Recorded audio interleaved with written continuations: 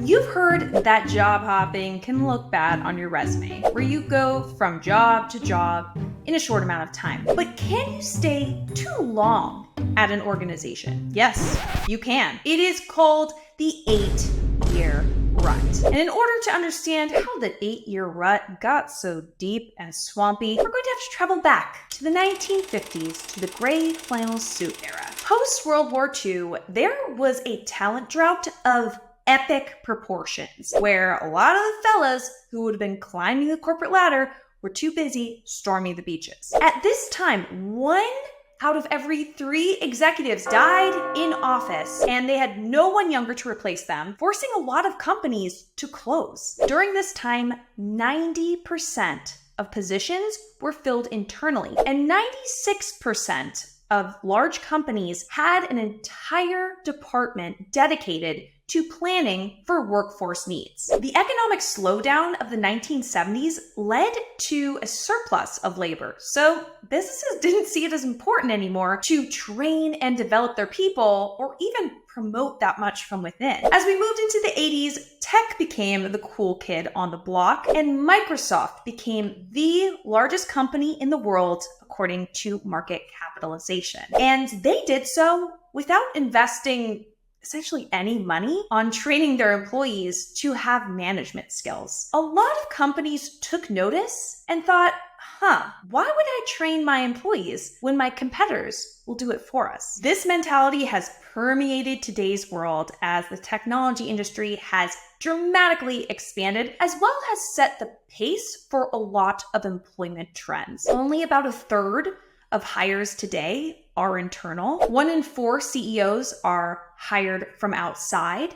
And a lot of companies rely on executive search firms to fill their executive positions. This is all to say that today's employment is designed for people to move jobs. The odds that the company you work for right now is going to train you each step of the way and keep promoting you higher and higher, that probability isn't that high anymore. And unfortunately, you often have to leave your company for another company to finally see your potential and give you that talent bump and salary boost. I talked about this in my video on helpless hiring, where companies expect you to come into the role fully knowing how to do it, right? They're not going to help you once you join, which unfortunately means that they expect you to have done this exact job in the past. And this is especially challenging for a career changer who has all of these amazing transferable skills and could very easily do this job with a bit of training,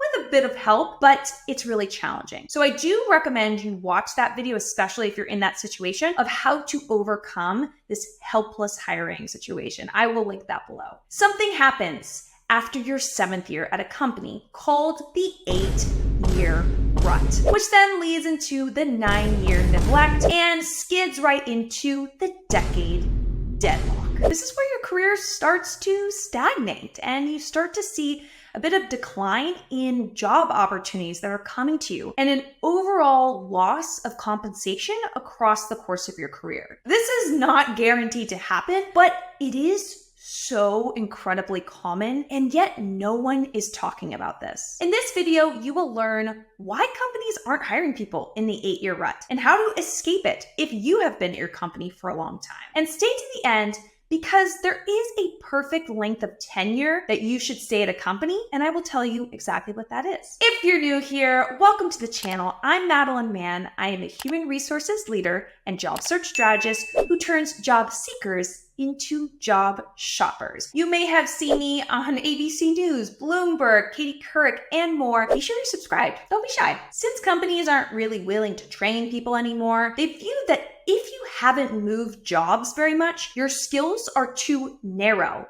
and outdated. According to LearnBest profiles of workers who have stayed at the same company for many years, the financial advice site says there's a point at which staying too long at one job, around 8 to 10 years, can raise questions about how a professional will adapt to a new environment. Additionally, your earning potential can go down over the course of your lifetime if you're not moving jobs more regularly. According to a survey from Conference Board, about a third of the 2,600 professionals they surveyed saw a salary increase of at least 30% when they switched positions. But I will say, on the other hand, 27% of the respondents were either making the same or less. So depending on your role and industry, hopping from company to company doesn't always yield a higher salary. Though Forbes does state that staying at the same company for over 2 years on average is going to make you earn less over a lifetime by 50% or more. One of the challenges of staying at the same company for many years is that annual raises are often based off of a percentage of the base salary. Therefore, if there is a standard increase amount or a maximum increase amount, you are limited to that original salary you entered the company with. However, if you move to another company, you can start fresh and earn that higher base salary. The thing that pushed me to make this video was that I have taken on so many clients who hit this 8-year rut. And once they get into the 8-year rut, it becomes harder for them to land their next job. Write in the comments, what is the longest amount of time you have stayed at a company? Is it just a few months, 10 years, 20 years, more than that? Let us know. I'm very interested to see in the comments. Many of my clients who have low confidence are exceptional professionals, but they have been at the same company for over 8 years, such as my client, Matt.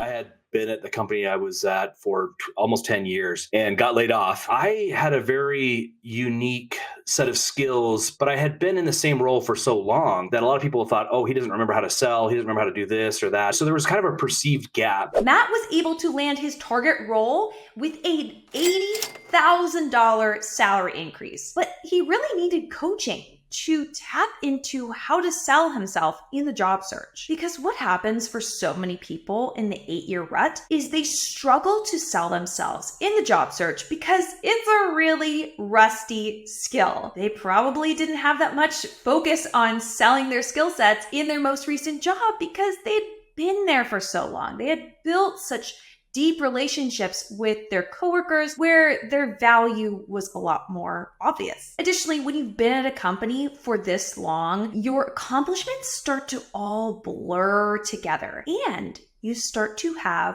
I just syndrome when you start diminishing your own accomplishments because it just feels like it was just another day at the salt mills. I just did what was expected of me. I just landed the sale. Of course I did. I just helped meet the revenue goals, but it wasn't just me. There was other people too. Okay, stop it. You need to go deeper to unearth the best parts of your past that actually catch a company's attention. If you need help on that, I've got you. I have a free resume revamp masterclass, which will really help you to realize, oh my gosh, I have so much more in my past that I'm not focusing on, position it correctly, and make sure it is the exact right things that companies are looking for on your resume. I'll link that below. And Matt brought this up, but companies were seeing his skills and his experience as too narrow. This is repeatedly echoed by talent leaders such as Jamie McLaughlin, the CEO of the New York-based recruiting company Monday Talent, who said, if you've only been in one industry, in one business, it can make you a little bit one-dimensional. How diverse is their learning and development style? Are they willing to take risks or are they risk-averse? Are they dynamic enough? How motivated is this person? Why haven't they wanted to move?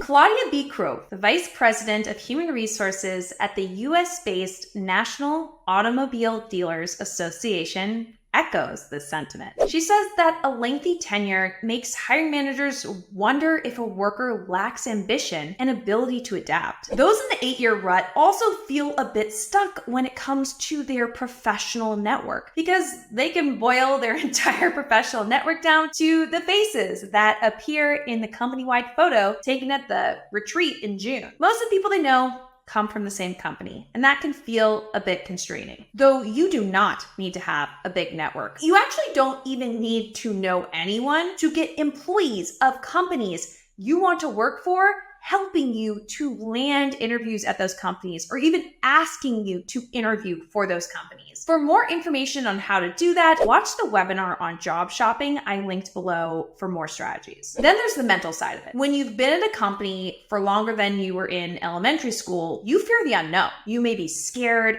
of change and worry if another job would even be better, but it's kind of too risky to find out. Now, staying at the same company for a while is not a death sentence. There's actually a ton of positives of staying at the same place, despite everything I've been saying. I really truly think that having a long tenure at a company has excellent upsides. First, if you were promoted every couple of years or even change roles, change departments, a lot of these worries that we've been talking about essentially fade away. You're not lacking ambition, you're not lacking adaptability. Therefore, if you're interested in making any sort of career pivot, I really recommend looking inside of your company before striking out on a new path. It's a lot easier to land a new role at your current company than try to convince another company in another field to give you a chance. Though I do not want to discourage you, my career changer friend. I've worked with so many career changing clients. It's absolutely possible for you leaving your company, finding something great. Again, that job shopping masterclass that I told you about, watch that. There's other benefits of staying at the same company, which include building strong reputation and meaningful contributions. People who leave companies fairly quickly can sometimes struggle to fully articulate their value and impact because they didn't see these long-term projects to completion.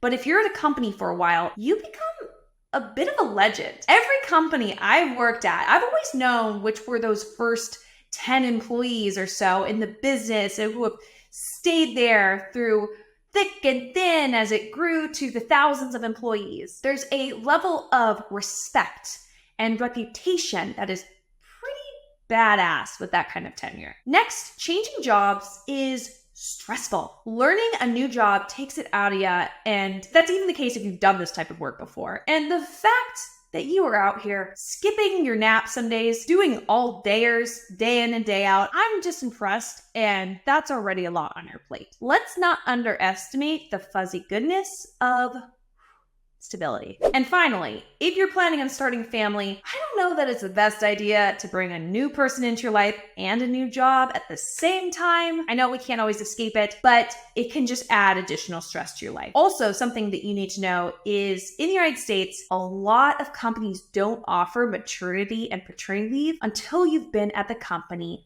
for over a year. Now, I realize if you're watching from another country, and you hear that, you probably are giving us the side eye, like, US, what is wrong with you? But essentially, those who have been unfazed by the 8-year rut were often already implementing job shopping strategies while they were at their company, such as they are staying on top of building new skills. They've cultivated a very strong network. Their online presence is optimized and attracting opportunities passively. And they were regularly getting promoted and offers to interview at companies. So this begs the question, what is the optimal amount of time to stay at a company? Well, I did a full video on why companies despise job hoppers who leave their full-time jobs in less than 2 years. So you will want to stay at your job for more than 2 years. Currently, the average amount of time an employee stays at a company is hovering around 4 years. So I would say the ideal amount of time